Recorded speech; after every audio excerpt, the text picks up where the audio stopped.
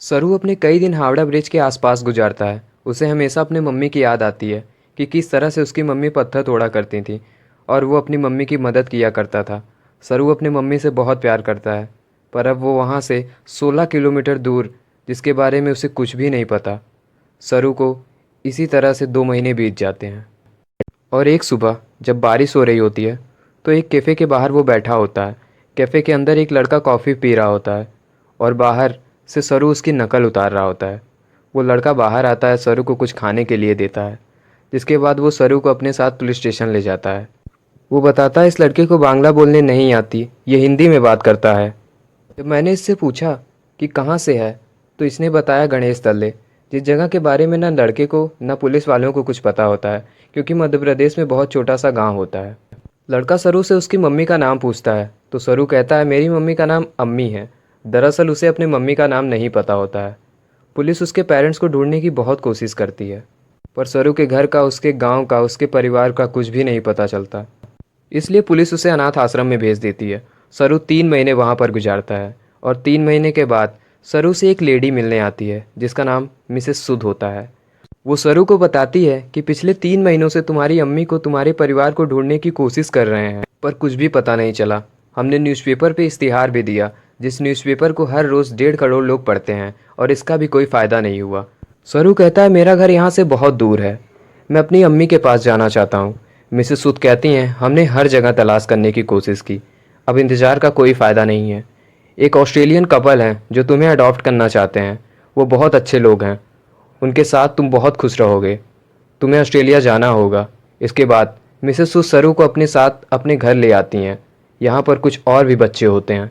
Mrs सूद सबको English के word, table manners सब कुछ सिखाती हैं और अब सरू को ऑस्ट्रेलिया भेज दिया जाता है। अब जहाँ पर मिस्टर जॉन, उनकी वाइफ सू, जिन्होंने सरू को अडॉप्ट किया होता है, उसे देखकर वो बहुत खुश होते हैं। सरू को ये अपने घर ले आते हैं। छोटे से घर में रहने वाला सरू जब इस घर को देखता है तो वो पूरी तरह से हैरान हो जाता है। साथ ही साथ वो बहुत गुमसुम भी होता है, क्योंकि ये देश, यहाँ के लोग, हवा, मिट्टी सब सरू के लिए पूरी तरह से नए होते हैं।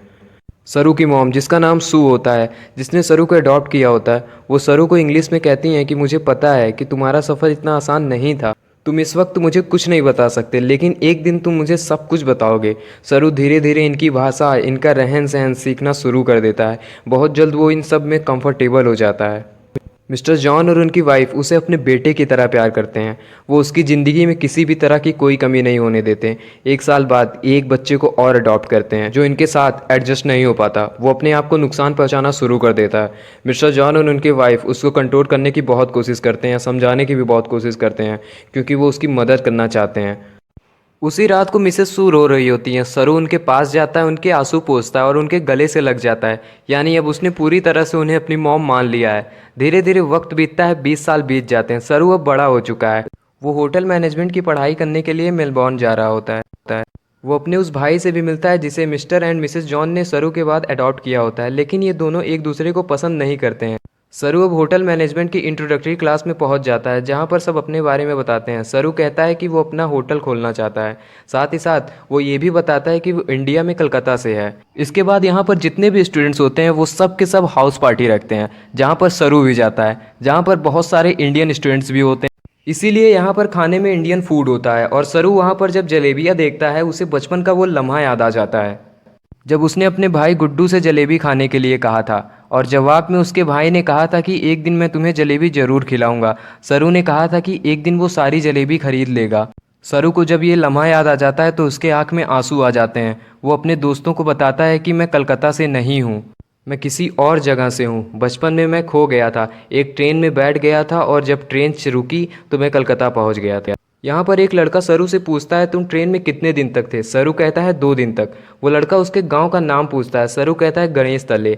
सरू को अब ये भी नहीं पता होता कि वो अपने गांव का नाम अच्छे से प्रोनाउंस कर पा रहा है कि नहीं, क्योंकि उसे हिंदी बोलने नहीं आती। सरू सिर्फ इंग्लिश बोल सकता है। यहाँ पर लड़का उसे कहता है कि कलकत्ता के हावड़ा ब्रिज से जहाँ पर बचपन में तुम पहुँचे थे, अगर वहाँ से हम टाइम और ट्रेन की स्पीड को कैलकुलेट करें और वापस जाएं तो हम तुम्हारे गांव के आसपास के रेडियस तक पहुँच सकते हैं। यहाँ पर एक लड़की उसे गूगल अर्थ के बारे में बताती। वो कहती है कि गूगल अर्थ के सहारे तो दुनिया की किसी भी जगह को ढूंढ सकते हो।